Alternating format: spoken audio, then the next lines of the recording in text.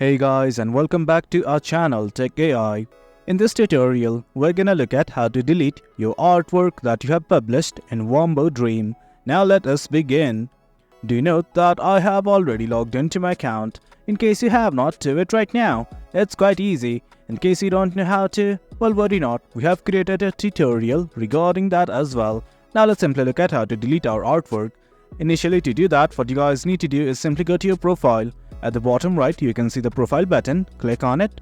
And from here, as you can see, this is the artwork that I have published. Now let's say I want to delete it. I'm simply gonna click on the artwork right here. And from here, this thing will open up.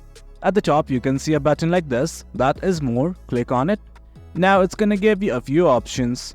Remove watermark, download image, and simply delete. Right now we want to delete it, so let's simply hit on delete. I'm gonna click on it right now. It's gonna ask for your confirmation. Simply hit on delete. And as you can see, we have successfully deleted our artwork in Wombo Dream. That is it, guys. That's the gist of it.